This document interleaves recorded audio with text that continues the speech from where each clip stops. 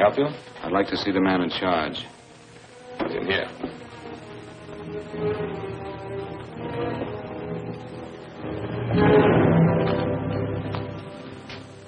I want to report a murder. Sit down.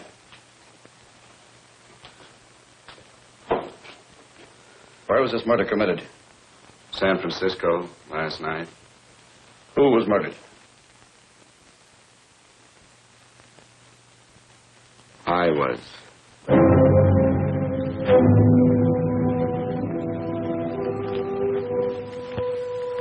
Well, do you want to hear me out or don't you, Captain? I don't have very much time. Your name Bigelow? Frank Bigelow? That's right. Answer the San Francisco APB. Send it direct to Inspector Bannon at Homicide. Tell him we found Frank Bigelow. Go ahead, Mr. Bigelow. Well, this involves some other people, Captain. A number of other people. You tell it any way you like. I live in a little town called Banning out on the desert. It's on the way to Palm Springs. I have a small business there.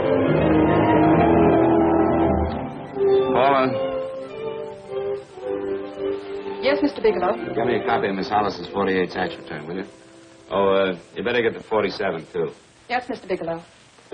I don't think we took any depreciation on that new equipment last year. No, we didn't. I remember you said we could include it all this year. Sure we can. Hey, Frank. Yeah, well.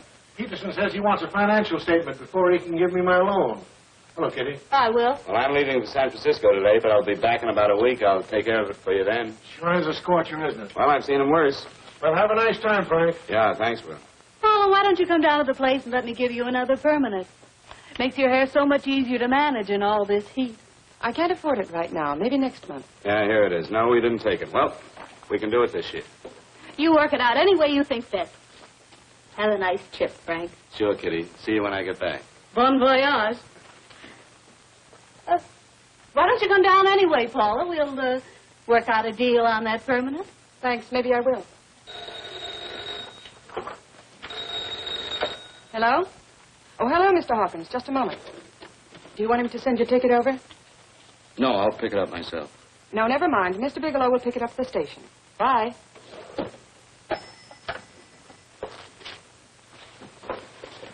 I want to go with you, Frank. Now, Paul, I'm just going on a little vacation. You know that? You want to go without me, don't you? Be gone just a week. And I suppose you just made up your mind to take this little vacation at 9 o'clock this morning? No, Paul, I meant to tell you about it a few days ago. I guess I forgot. Oh, you forgot. Paula, don't be like that. Don't be like what? You just drop a little announcement that you're going away. Not tomorrow or next week or next month, but today. No explanations, nothing. And I'm supposed to swallow the excuse that you need a little vacation. I just want to get away from town for a few days, that's all. Get away from this town or get away from me. Oh, Paula, please try to understand. How can you ask me to understand anything like this? No, I'm sorry, but I don't understand. Go to San Francisco, but don't expect me to be waiting for you when you get back.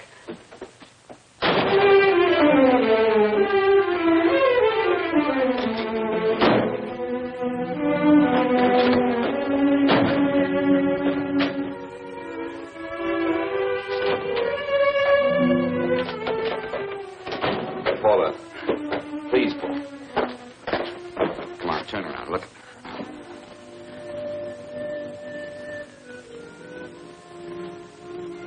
Come here. Why do you do this to me, Frank? Why can't you be honest with me? As honest as I am with you? Do you have to go? I have to go, Paula. I know what I'm doing. All right, go. Go anywhere you like. You can go to blazes for all I care. Paula. Paula. Yes, I know. I'm being foolish. Come here.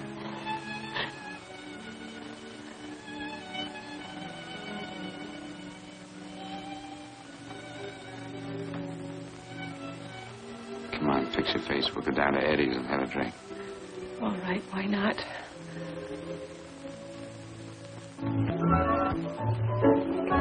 Hi, Paula. Hi, Eddie. Give us a couple of cold beers, will you? Coming up. Hi. Come on. Oh, what a relief. This air conditioning feels good. I sure wish we had it in the office. It'd make working a pleasure. Well, if it stays this hot, don't bother going in the rest of the week. I win 2 races today. How many did you lose? Now, you would have to ask that. Kind of early for you two, ain't it? Too hot to work. That's what I like to hear.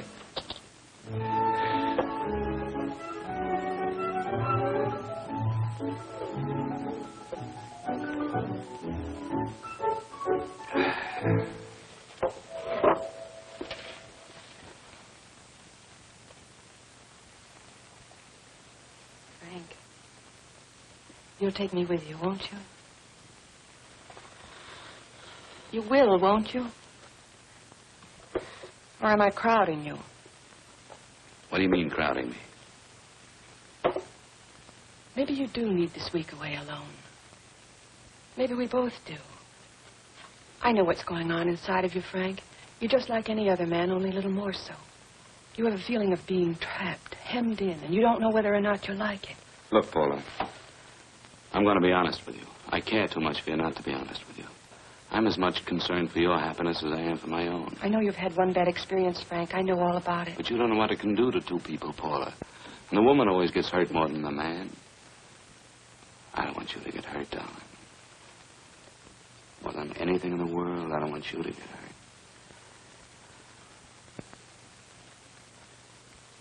Want to hear some music? All right, Frank. Got a couple of nickels, Eddie? Yeah. This won't bother you, will it? Next result doesn't come in for half an hour.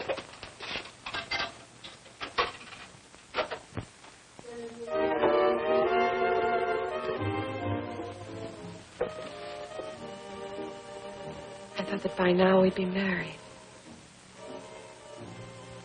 No, I'm not going to crowd you anymore, Frank. Go to San Francisco. I don't like it, but I'm convinced that you must go. I want you to be very sure, Frank.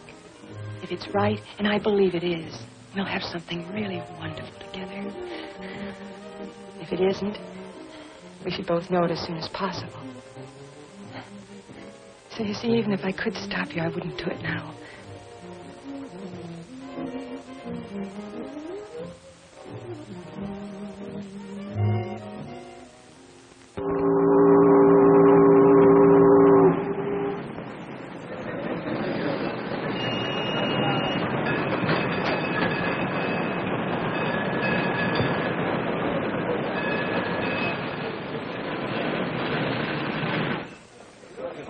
Yes, sir. My name is Bigelow. I have a reservation. Yes, sir.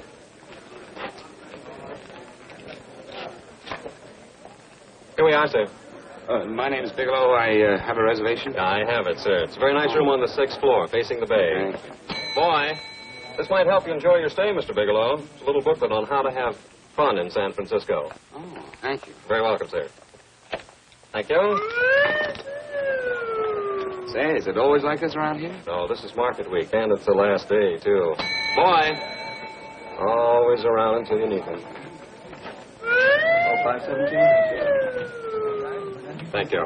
Here's a message for you, Mr. Bigelow. Long-distance call came in about an hour ago from Banning, from a Paula Gibson. Oh, thank you. Very welcome. Show Mr. Bigelow to 618. Right this way, Slide.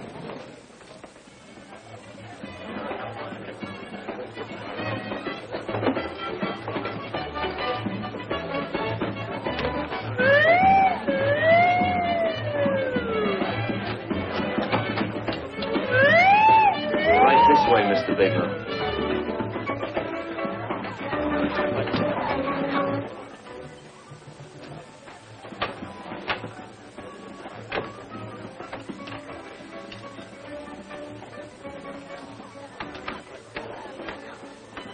Is there anything else, Mr. Bigelow? Oh, yes. You can get me a dry Manhattan and a package of razor blades. Yes, sir. Thank you. Oh, and you can leave that door open. Hello, operator. I want to speak to Miss Paula Gibson in Banning, California. Yeah, that's right. No, I'll wait. Hello? Hello, Paula. Oh, hello, Frank. How was the trip? Fine, just fine. Having a miserable time, I hope. Well, I don't know. I just got in. Market week. The place is crawling with traveling salesmen. You know, Charlie Anderson found out that you went away and he asked me to go out with him. Oh, really? How did he make out? I'm considering it. Is that what you called to tell me? I'll have you know that this call is strictly business, Mr. Bigelow. Did a Mr. Phillips phone you? Eugene Phillips of Los Angeles. No. He will. He phoned the office 3 times today. Said that he wanted to get in touch with you immediately. He said it's most urgent and imperative that he reach you at once. What did he want? I don't know. But he sounded deep, dark, and mysterious and quite agitated about something. Phillips. Have we ever done any business with him? Not unless you've been keeping it a secret from me. I looked through all the accounts. Why did you tell him you could reach me here? You know I'm supposed to be on vacation. So you told me. And so I told him, dear heart. But the gentleman didn't seem to respect your temperamental moods the way I do. He was very insistent that he speak to you before it's too late, as he put it. Well, tell him you tried to get in touch with me and I've changed my plans and you can't reach me. He won't talk to me. I told him that I was your confidential secretary, but I guess I didn't sound confidential enough. So I told him that he could reach you there this evening. Well, call him back. If it's as important as he says it is, he'll talk to you. Otherwise, he'll just have to wait until I get home. Ma, aren't we adamant this evening? All right, shall do. And Frank. Yeah? I don't quite know how to say this. Say what? But what I want to say is that there's nothing you can do that you ever have to feel guilty about. Oh. Sure. Thanks, Paula. I'll call you tomorrow. Right.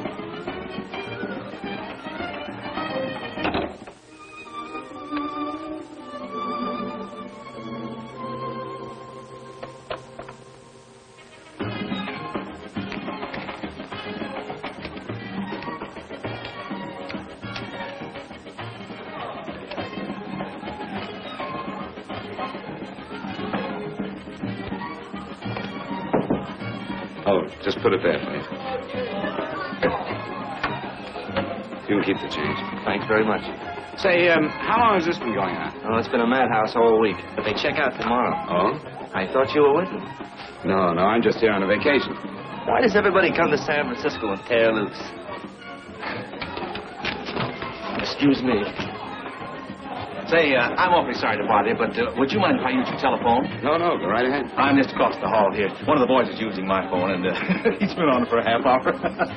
I just want to call downstairs. Yeah, sure. Thank you. Room service, please.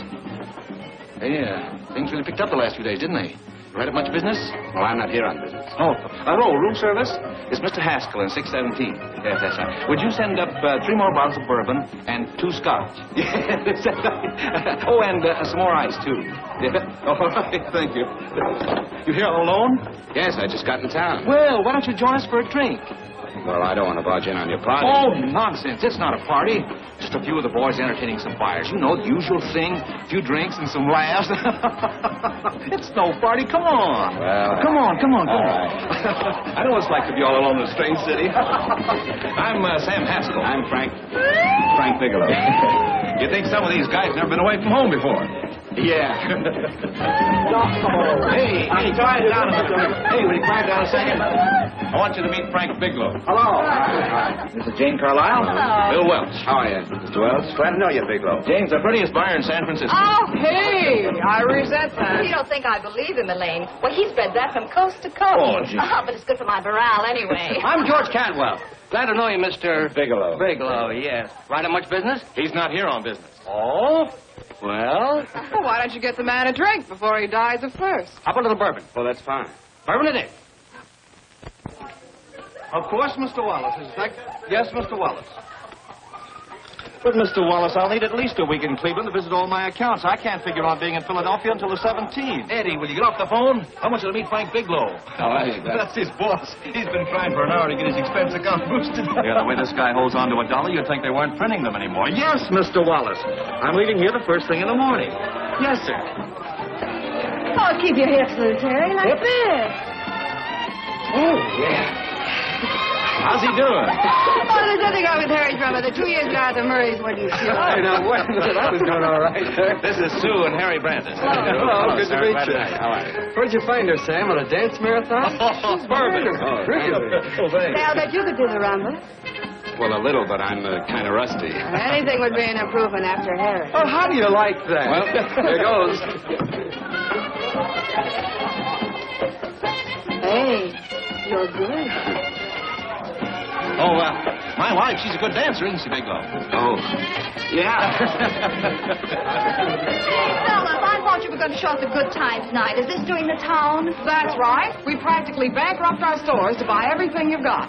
Then you keep us in this hotel room. I agree. This is my last night to howl before I go back to being a dutiful housewife. Well, it looks like we're stuck, boys. This is where we blow all our commissions in one night. And you're coming with us, Bigelow. Oh, no, thanks. You run along. I've got to get unpacked and have dinner. Oh, no, you're not going to get away from me. Now that I found a man who can dance, I'm going to hang on to him.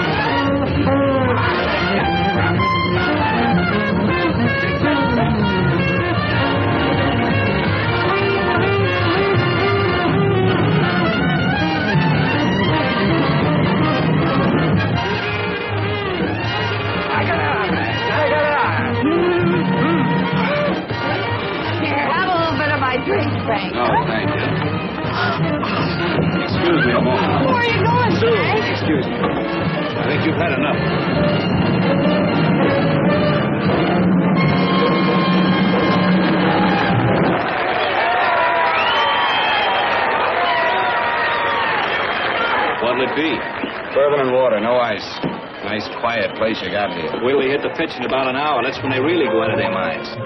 Who's the blonde? Oh, she's one of the chicks that hangs around here. She's jive crazy. Come again? Oh, you ain't hip, pal. Jive crazy means that she goes for this stuff. Just between you and me, I don't get it either, but I gotta listen to it. They're all connoisseurs, music lovers. Me, I like Guy Lombardo. What's the matter with him? Oh, he's flipped. The music's driving him crazy. Come down, Jack. Oh, don't buy me, man. I'm being late. Is the blonde alone? Oh, sure, society. She always comes in alone. Drives a big convertible, wears a mink coat, but knows everybody. But she always comes in alone. Thank you. I wanted to kiss you. I tried to... Give me another blast, Leo. What's your story, Jeannie? Easy.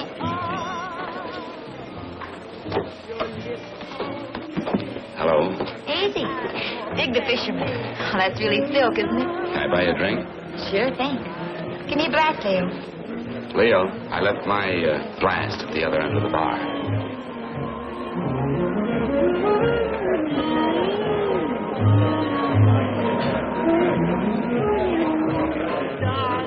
My name is Jeannie. What's yours? Frank? I've never seen you here before, Frank. Well, I've never been here before.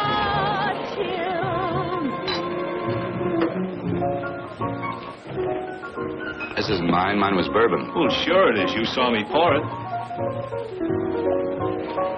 Give me a fresh drink. Anything you say. Oh, listen to that piano. Feel those vibrations. You don't get your kicks out of this, do you? I can live without it. Why do you stay here? I don't know. I bet I know. You're lonely in a big city. Why, you don't have to go into a routine with me. I like good company, too.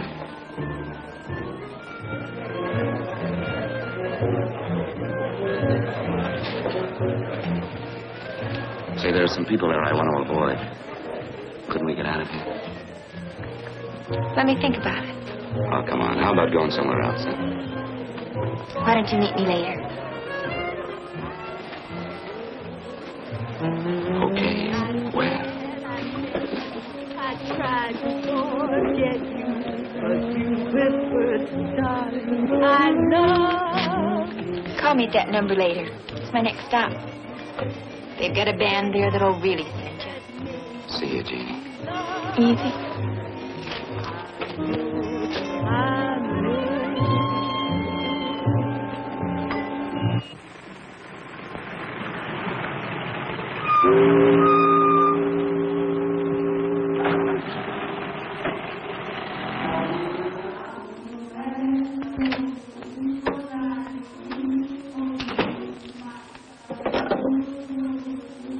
Never mind, operator.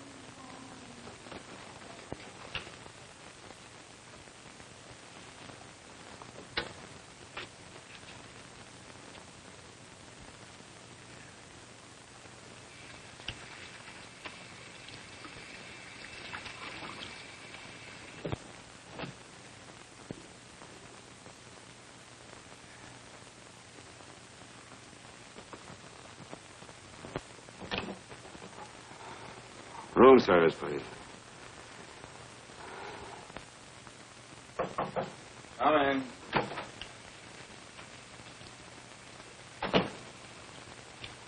Be right with you, waiter. Yes, sir. Rest well, sir? Yeah, sure. May I? Go ahead. It's on there for you. Thank you, sir. Would you like anything else? Oh, thank you. That's all. Waiter. Yes, sir. Take this away.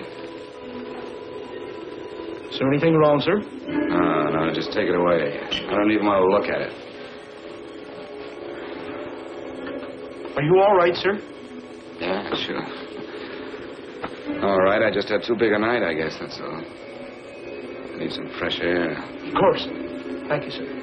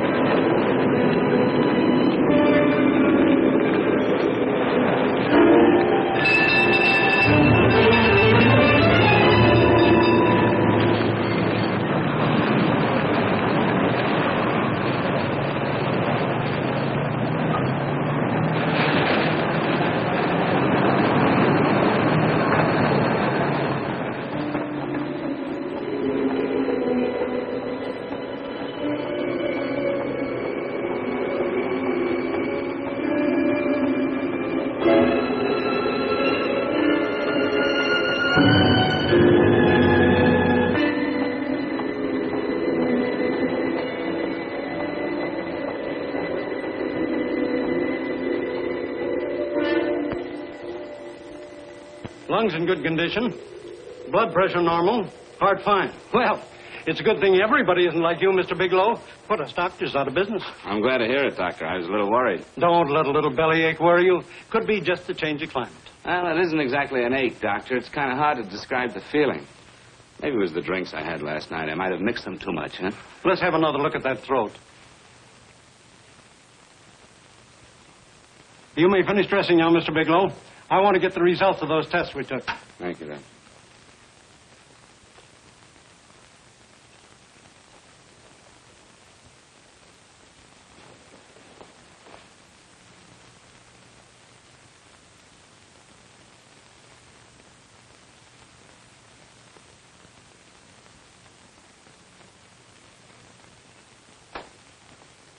Mr. Bigelow, this is Dr. Schaefer. Hello, Doctor. How are you? Sit down, Mr. Bigelow. According to the information you gave Miss Wilson, you're not married, Mr. Bigelow. That's right. Do you have any relatives, family, anyone in San Francisco? No, no one. I don't know a soul in San Francisco. Where is your home? What is this, Doctor? Why all the questions? You're a very sick man, Mr. Bigelow. Sick? But you told me I was in good shape. Yes, I know. But my preliminary examination didn't reveal your true condition. You sound as if it's pretty serious, Doctor. It's extremely serious. I want you to understand that we wouldn't tell you something like this unless we were absolutely certain. Well, of course, of course. You must steel yourself for a shock, Mr. Bigelow. Well, go on, Doctor. What is it you're trying to tell me? Our tests reveal the presence in your body of a luminous toxic matter. What is that exactly?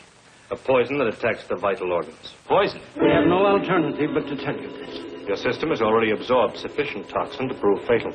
I wish there was something that we could do. What do you mean, wish? You mean there's nothing? There is nothing anyone can do. This is one of the few poisons of its type for which there is no antidote. This is fantastic. This is the most ridiculous thing. You don't have very long. What do you mean? A day. Possibly a week. 2 weeks at the outside. It's hard to say exactly. Oh, this is impossible. I don't believe it. You've made a mistake. That's it. It could be a mistake, couldn't it?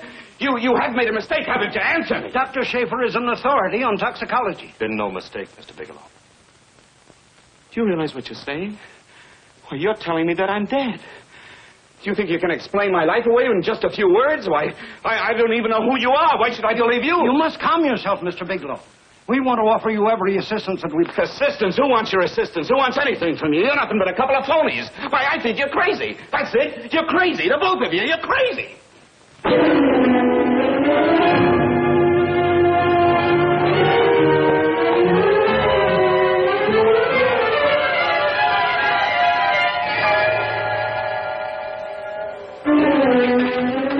Where's the doctor?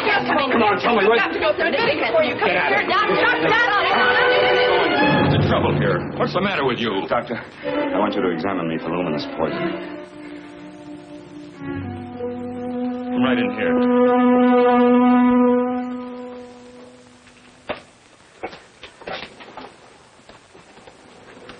Yeah, you've got it all right. Your system has already absorbed it. Are you sure, Doctor? Are you absolutely certain? Couldn't there be some mistake?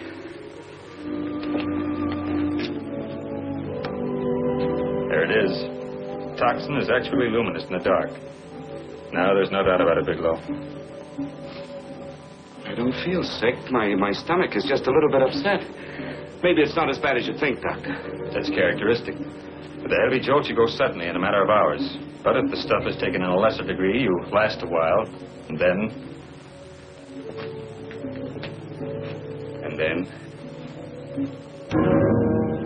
Give it to me straight, Doctor.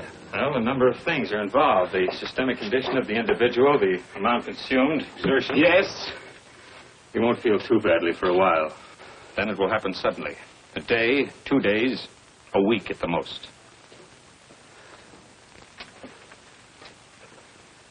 A day? 2 days? There's nothing that can be done now. If it had been caught in time, your stomach could have been washed out. But you've had it in you for some time now. For at least 12 hours, haven't you, Bigelow? I don't know. You don't know? No. Don't you know how you got it? No. This is no accident. Somebody knew how to handle that stuff. That wax is tasteless and odorless.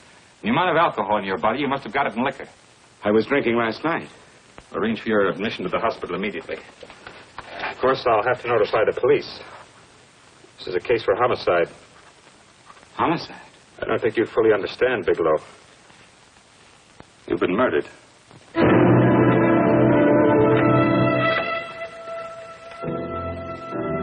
Get me police headquarters, please. Homicide Bureau.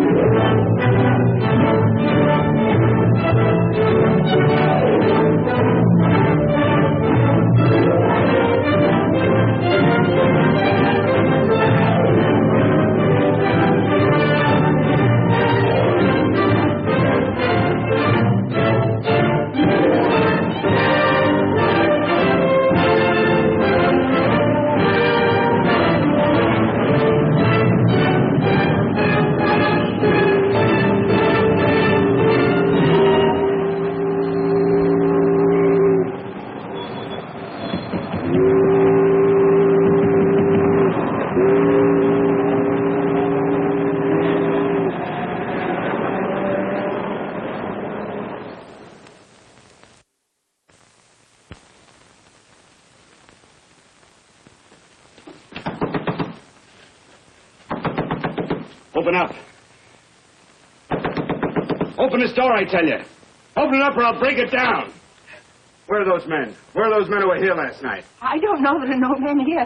Please go away. Don't lie to me. Where are they? Mister, this lady just checked in. Those men aren't here no longer. They checked out the hotel early this morning. Checked out? Please go away. I'm sorry. I'm terribly sorry.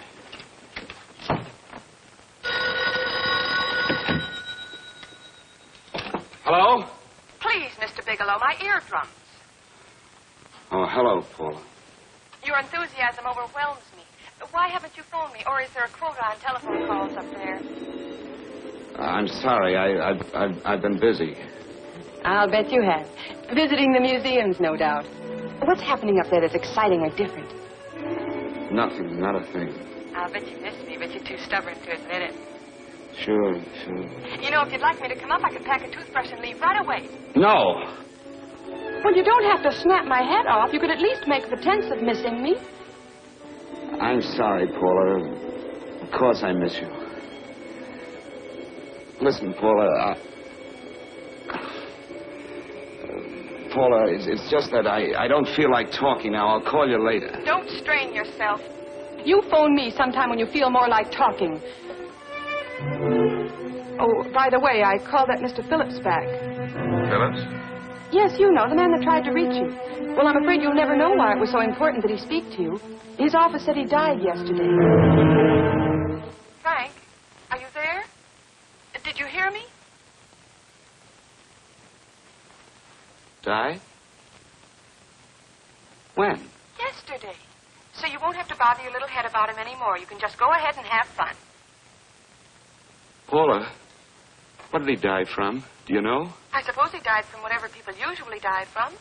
Well, didn't they tell you? Don't you know? What are you getting so excited about? You said you didn't even know the man. Listen, where's his office located? What difference does it make? You can't talk to him now. I told you the man's dead. Paula, will you stop talking so much and tell me where his office is? All right. It's the Phillips Importing and Exporting Company, Bradbury Building, Los Angeles. Bradbury Building, Los Angeles. That's right. Say, this is really a switch. Listen, if you want to reach me, I'll be in Los Angeles. Are you out of your mind? I'm sorry, Paula. I've got to hurry. Wait a minute. Where in Los Angeles? The Allison Hotel. Goodbye, Paula.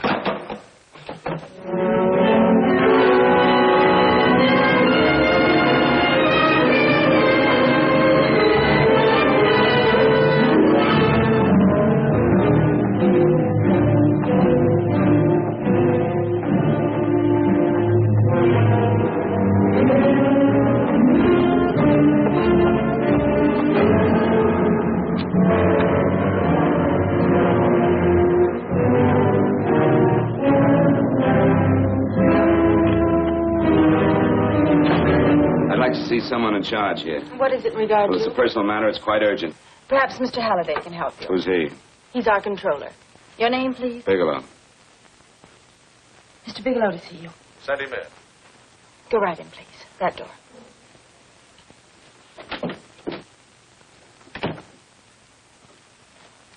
Mr. Bigelow? How are you, Mr. Halliday?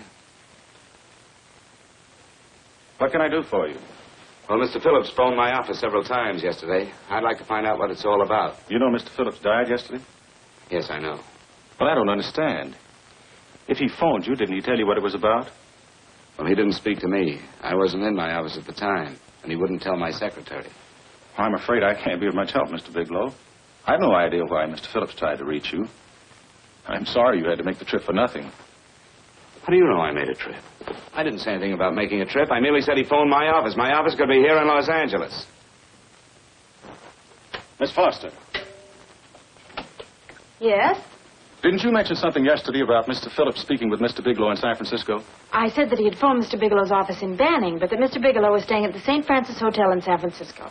I'm sorry you misunderstood me. Do you know why Mr. Phillips called? No, I don't. All right, thank you, Miss Foster. You can understand that we've been somewhat upset around here.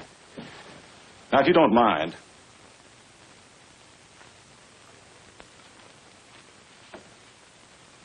Did Mr. Phillips have a wife, family, anyone that could help me? you can't intrude on people at a time like this just to satisfy some curiosity. It isn't just curiosity. Then I suggest you wait a week or so. I can't wait. Well, I'm sorry you'll have to. Well, there's always a phone book. You're a pretty aggressive fellow, Bigelow.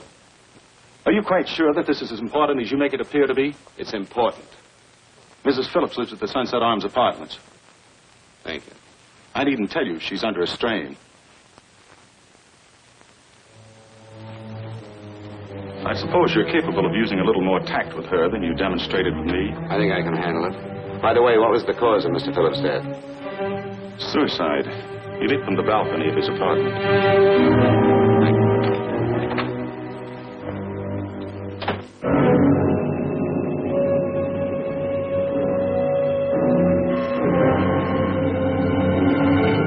Come in, Mr. Bigelow. I'm Stanley Phillips, Eugene's brother.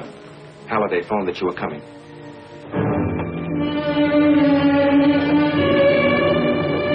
This is my sister-in-law, Mrs. Phillips. I'll try to make this as brief as possible, Mrs. Phillips. I'm afraid I can't be of any help to you, Mr. Bigelow. I haven't the slightest idea why my husband wanted to speak to you. I guess Halliday covered just about everything. Did your husband ever mention anything about me, Mrs. Phillips? Anything at all? No. I can't recall Eugene ever having mentioned your name.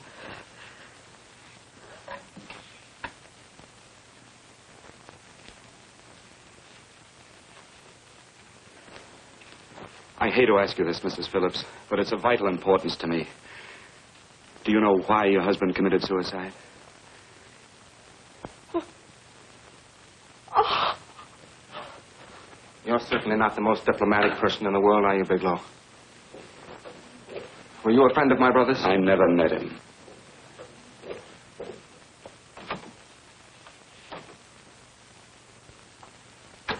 My brother was in a jam, a pretty bad jam. He was arrested 2 days ago. He sold some iridium to a dealer by the name of Majak. It's a very rare metal, very costly. Anyway, the iridium turned out to be stolen. He was released on bail yesterday, but he faced a pretty stiff prison term. And have committed suicide for less. Yes, I know. That's how the police feel about it. What puzzles me, though, is this crooked deal. Knowing Eugene, you wouldn't say he's the type of man to be mixed up in anything like that, now would you? I told you I never met him. That's right, so you did. Now, what's this all got to do with you, Bigelow? I don't know. Let's come clean with each other, Bigelow. Surely you must have some idea why my brother was so desperate to contact you. I have no idea. That's odd. Then how could it be of such vital importance to you? Well, you seem to know the answer to everything else. Maybe you know the answer to that one, too.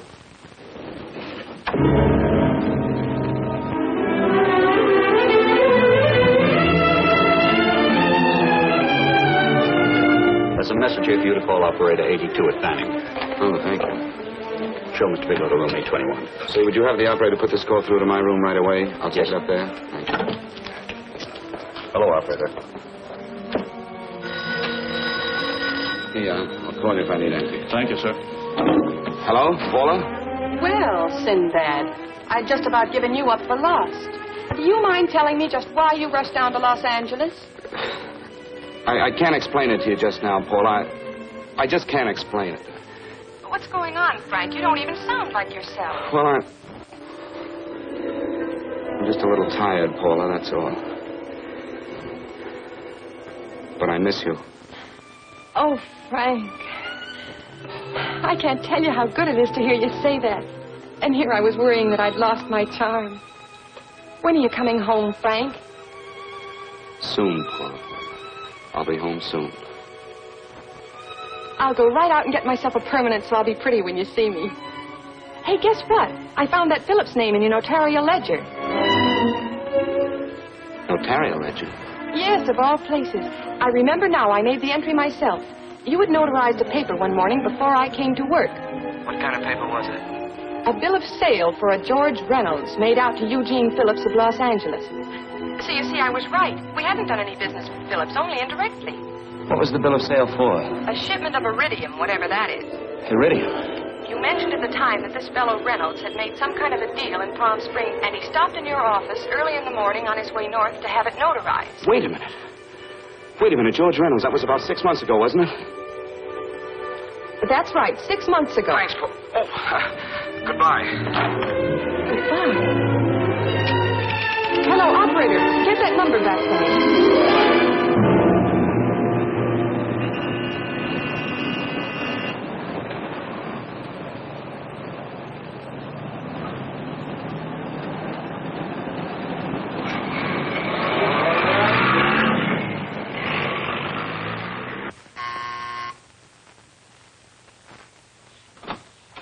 I've got to talk to you, Mrs. Phillips. Please, go away.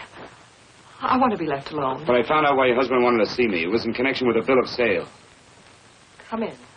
Thank you.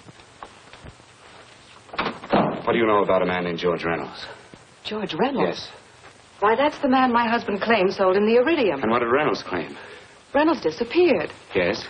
About 2 months ago, my husband grew suspicious that something was wrong. Since then, he tried in every way to locate Reynolds, but could find no trace of him.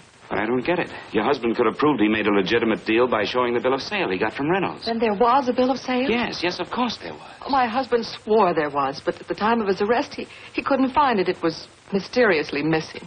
Well, then, if your husband could have shown proof, it would have been George Reynolds who would have faced the prison term. Eugene was convinced that Reynolds had stolen the bill of sale. He was the only one who had reason to eliminate evidence of the transaction. Thank you, Miss Mrs. Phillips. Thank you very much. You've been very helpful. Oh, if you'd only come sooner, Mr. Bigelow. My husband might be alive today. I know.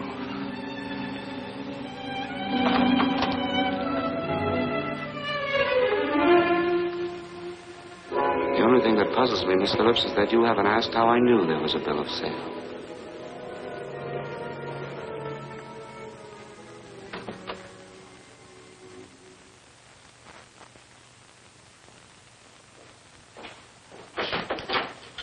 Mr. Holliday isn't in. He should be back shortly.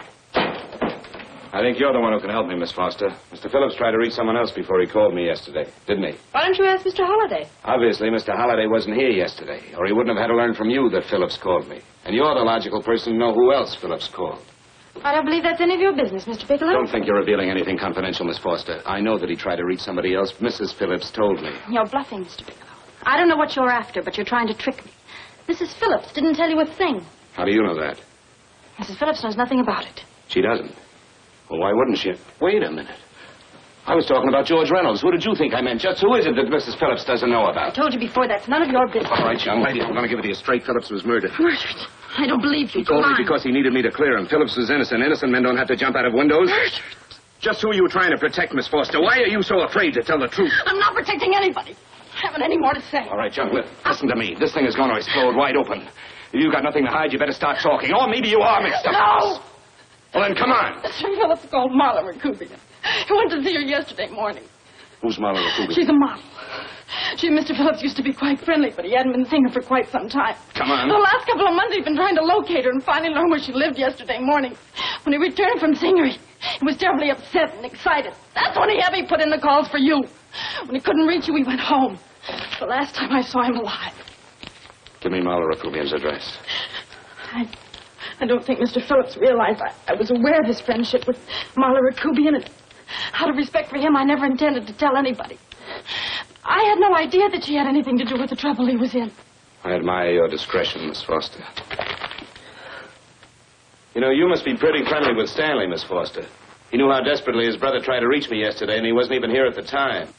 And now you seem to know all about what happened in Mrs. Phillips' apartment.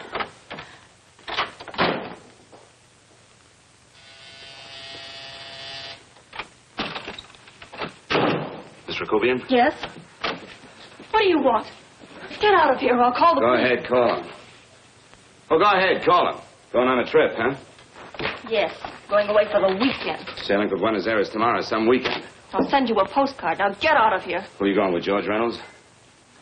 Never heard of him. I suppose you've never heard of Eugene Phillips either. Just who are you? What do you want? Never mind who I am. Where's Reynolds? I told you I don't know him. Now will you get out of here and leave me alone?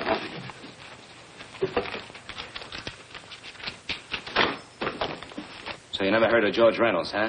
And don't try to tell me that this isn't him because I've seen him. If you think you can scare me, you're crazy. Look, I know that Phillips came here yesterday. And right after he left, he was pushed out of a 6-story window. Pushed? Phillips committed suicide. Your playmate Reynolds murdered Phillips. Then he went up to San Francisco to get me. Because I knew about a certain bill of sale. I don't know what you're talking about. You're in this right up to your pretty little neck. I'm not mixed up in anything. Get your hands up. Drop that picture on the couch. Turn around. Don't get any ideas because I'm not afraid to use this. Give me your wallet.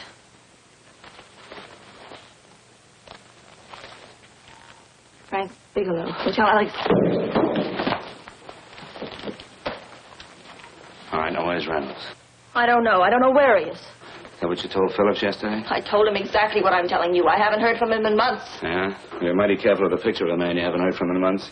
What does the Ray stand for? It was a pet name. Do you mind? Oh, it sounds very cozy, Miss Rakubian. You and Reynolds call each other pet names while you make a sucker out of Phillips. Phillips made the deal because he wanted it. Yeah? I'll bet you aren't above using what it takes to help make him want it. Who's paying for this trip? I am. Really? A first-class trip to Buenos Aires on a model salary. Don't make me laugh. Since you and Reynolds aren't seeing each other anymore, you don't mind if I keep this, do you? If I were a man, I'd punch your dirty face in. No, I really believe you would. Oh, I almost forgot. Your tickets. Don't be surprised if I'm there to see you off.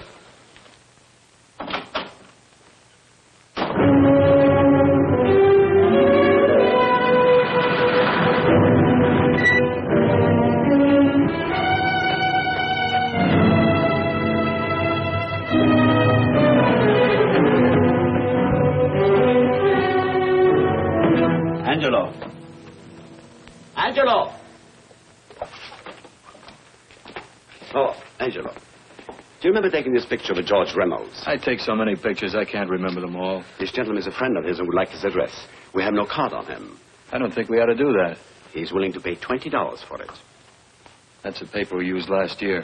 Of course, you understand we usually don't give out the information about our clients. I know. You're a couple of high-class fellas. Thank you. Revealing anything confidential is against the ethics of our establishment. That's right. Honesty is the best policy. Of course. But in your case, inasmuch as you're a personal friend of Mr. Reynolds... Thanks. I knew you'd come through. Got it. Here it is. We don't have his address. He must have called for the picture. But he couldn't have been a very good friend of yours, mister. Because his name is not George Reynolds. It isn't. Well, what is it? It's... Huh? Oh. Yes. It's Raymond Rakubian. Rakubian? What's so unusual about that? The picture's signed Ray, isn't it? Yeah.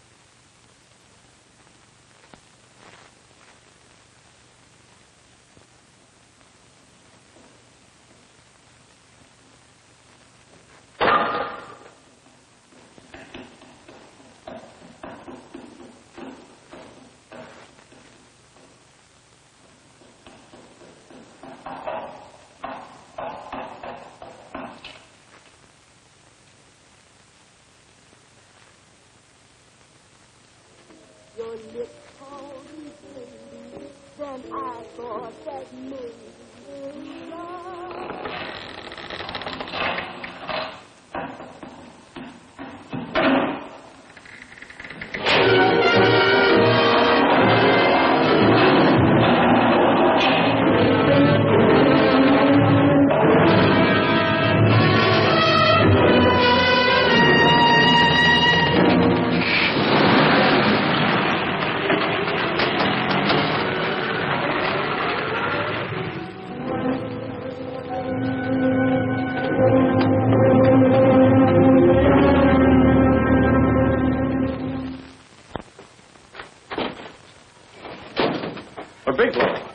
Are you all right? Can I get you anything? No, thanks. Do you know this man? No. No, I don't think so. Are you sure you've never seen him? I'm quite sure. Does the name Raymond Rakubian mean anything to you? No, I never heard of him. Why? He also uses the name George Reynolds. This is Reynolds? That's right. Well, where can we find him? That's what I want to know. Tell me something, Halliday. You're the controller here. How come you didn't know about that bill of sale? Phillips made that deal before I came to work here. Yeah, but you still keep records, don't you? For some reason, which is none of my business. Phillips preferred to keep that among his personal papers. Now, does that answer your question? You came in here today asking for some information that you needed, and I tried to be as cooperative as I could. But now you're beginning to annoy me. So get out before I throw you out.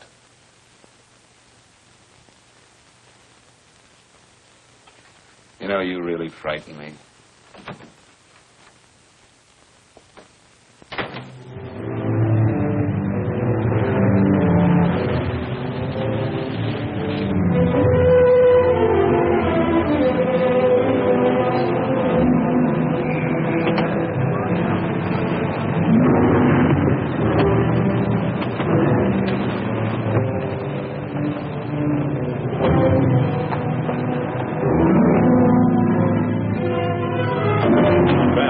time you showed up, Bigelow. Go ahead, Dave.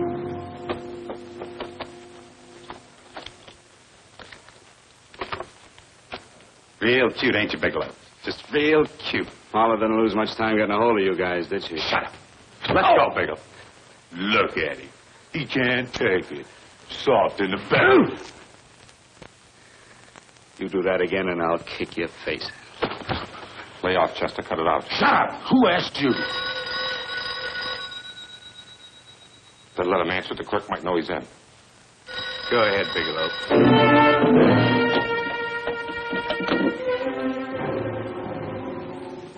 Hello? Frank. Frank, why did you hang up on me? I've been trying to get you for hours.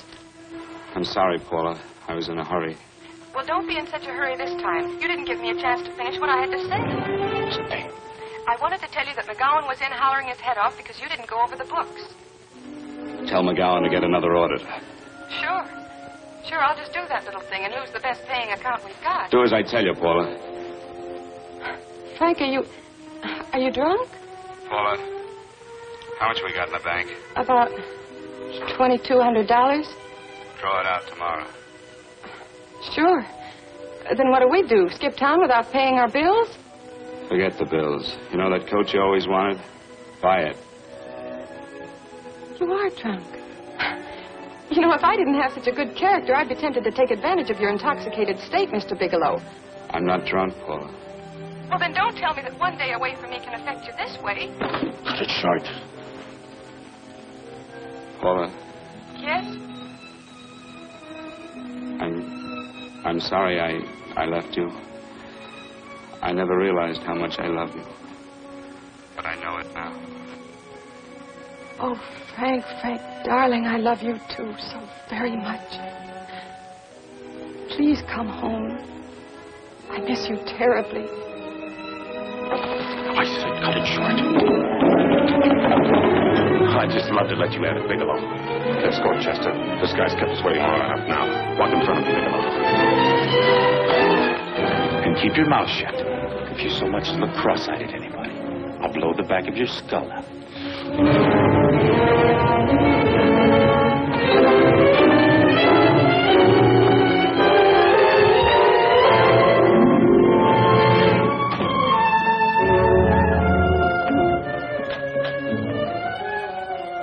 Bigelow's real cute. He wanted to get tough with Chester. He don't know Chester. Did you get the picture? Don't I always get what Mr. Majak sends me after? Majak? That's right. I'm the dealer who bought the iridium from Phillips. I get it. You have Rakubian unload stolen stuff on Phillips, the help of Marla here, and then you buy it back from him. Oh, you certainly made a sucker out of Phillips. What is it, Mr. Bigelow? Exactly what is on your mind? I'm looking for Raymond Rakubian. What? Well, now, Marla here has told you everything else. I'm sure she must have told you that, too. You don't expect me to believe this conversation. So, what is on your mind? I mean, underneath. You forced your way into my affairs, and now I want to know why. I just told you. I'm looking for Raymond Rakubian. Don't get cute. I'm just itching to work you over. Soft in the belly. Can't take it. See what I tell you?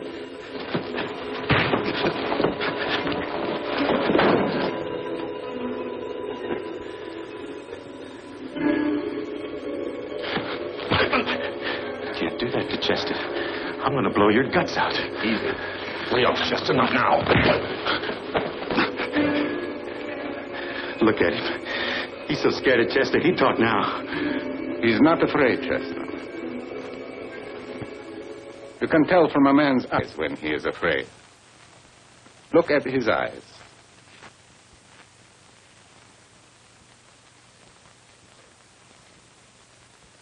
Oh!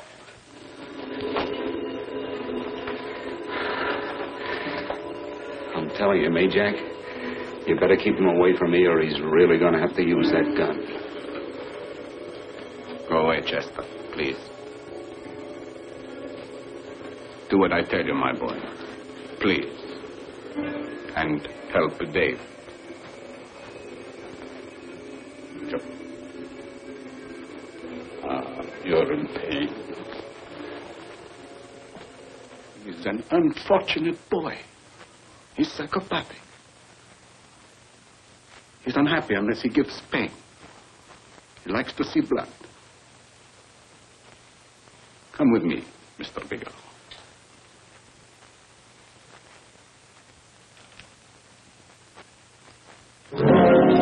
Raymond Rakubian was my nephew. He could not possibly have tried to kill you. He's been dead 5 months.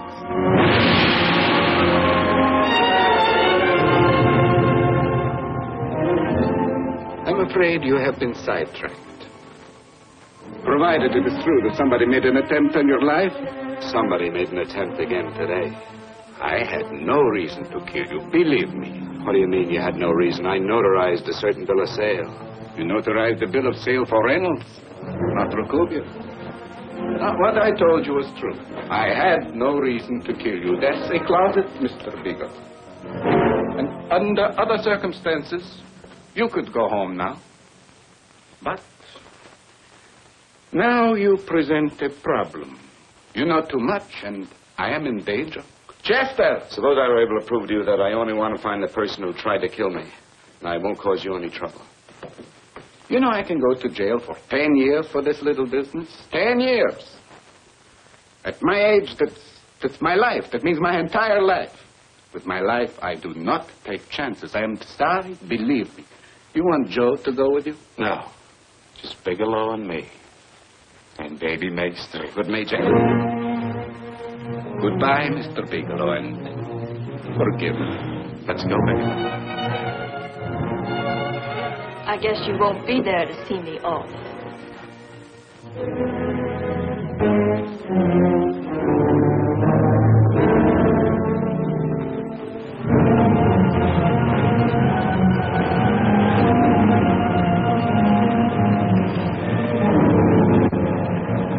You tried to make a boob out of me in front of Major.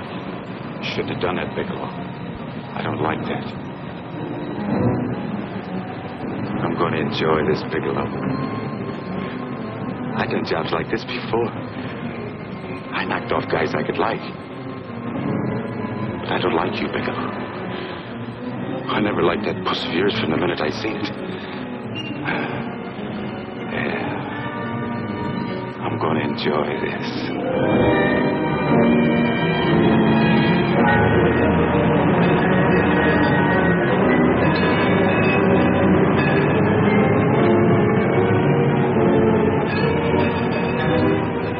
Scared yet, are you, Bigelow? But you'll be scared. Good scared. I think I'll give it to you in the belly. You don't like it in the belly?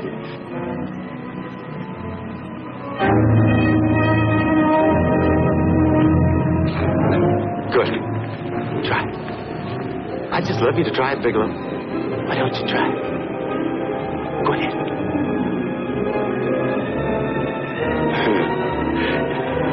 Didn't have the nerve, did you, Bigelow? I think I'll give it to you right in the belly.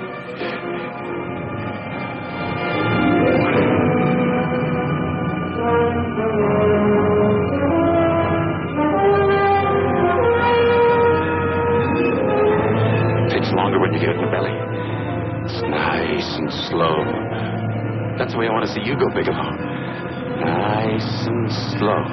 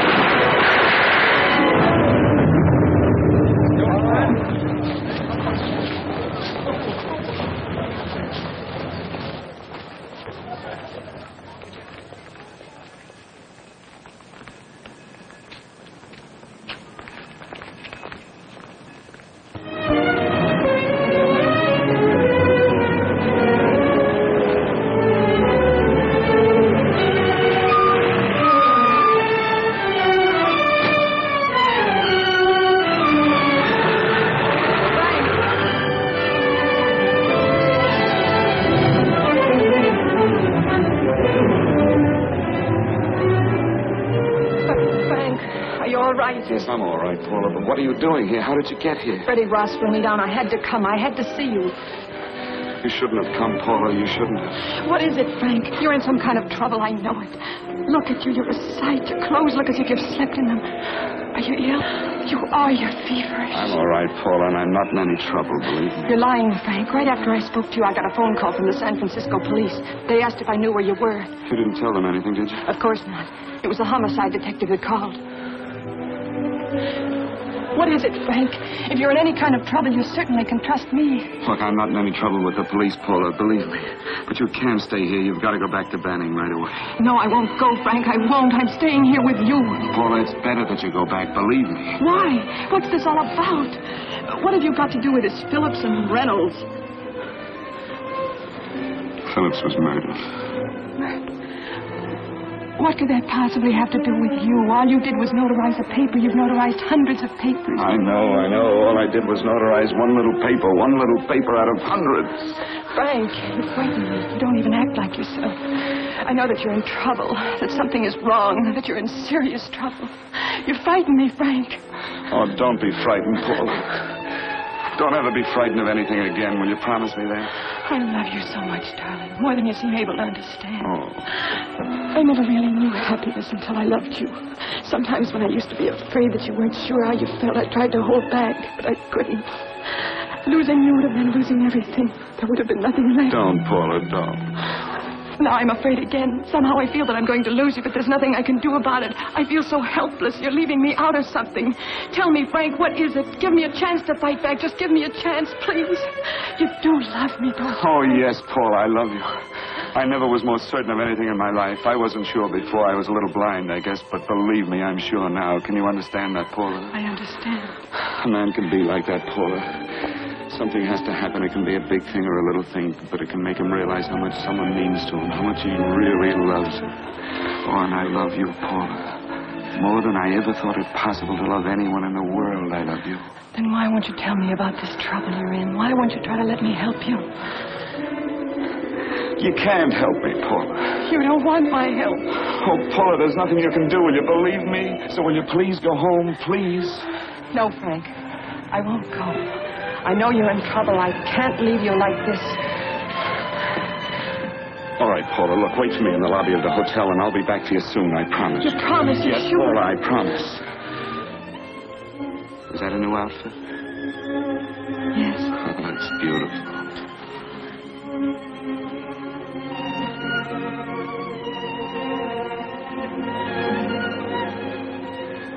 You'll come back to me, won't you, Frank? Yes, Paula, I'll come back, I promise. Please hurry, darling. Oh, I love you. I love you, Paula.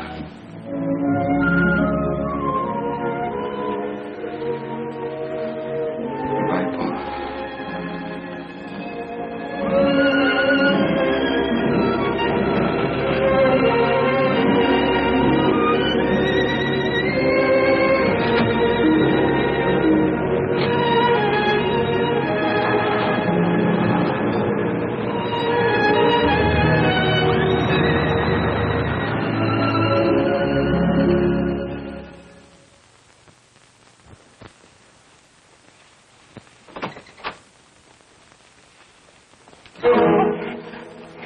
Stanley here? You sure? All right, get in there. Now get Stanley on the phone. Tell him to come over here right away. Use any excuse you want. What are you going to do? What was Stanley going to do when he used me for a clay pigeon today? I don't know what you're talking about. Don't act innocent with me. I felt for that once. I don't know what you mean. I told you everything you wanted to know this morning. Yeah, you told me just enough so I'd get sidetracked and wouldn't know that Stanley was the one I was after. Stanley? Oh, no. You and Stanley have been together on this from the start. Now, come on, get on that phone and call him. Don't let him know I'm here. Bigelow.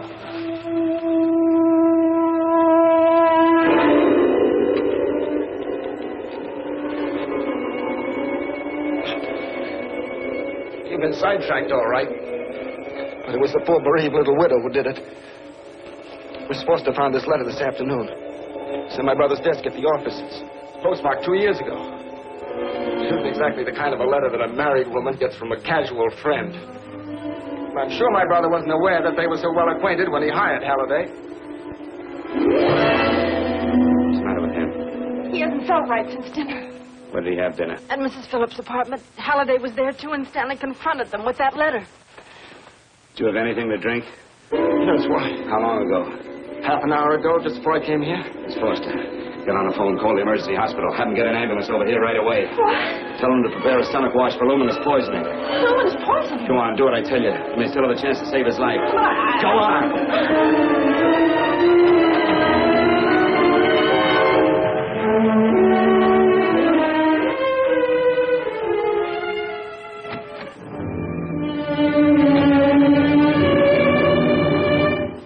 I found George Reynolds, Mrs. Phillips.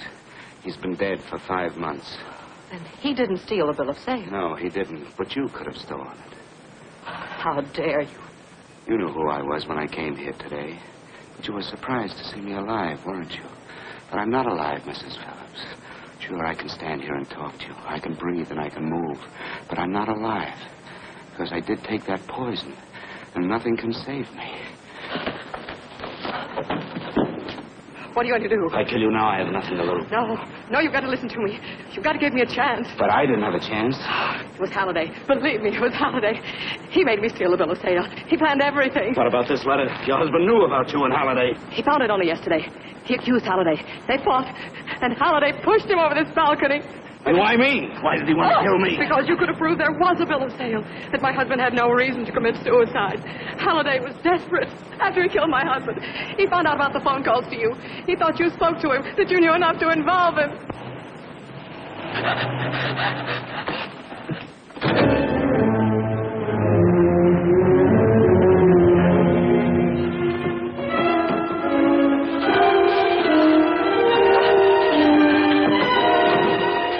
Where's Halliday? Where is he? He's in the office. This time you don't want him.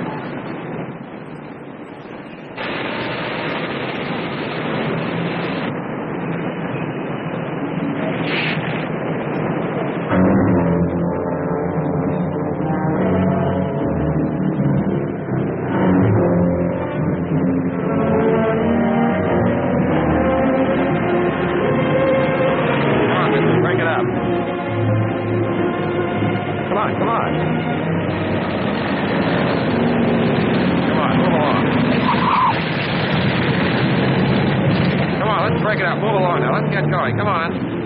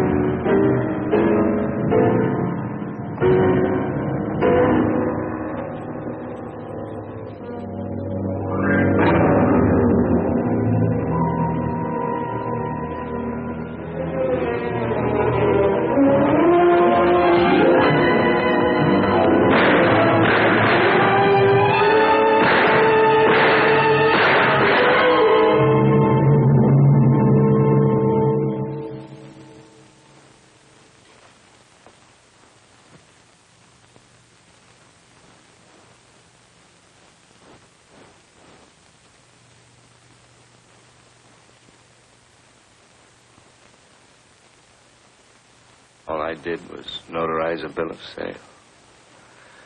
But that piece of paper could have proven that Phillips didn't commit suicide. He was murdered. And that's why Halliday poisoned me.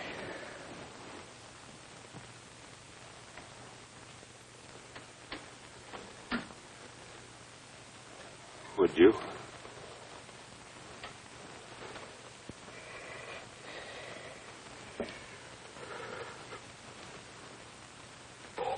Paula.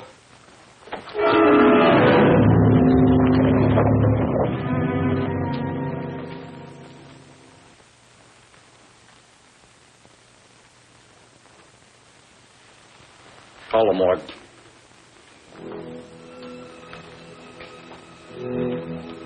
Johnson, you go to the Allison Hotel. Find Paula Gibson. Don't tell her anything. I'll break it to her.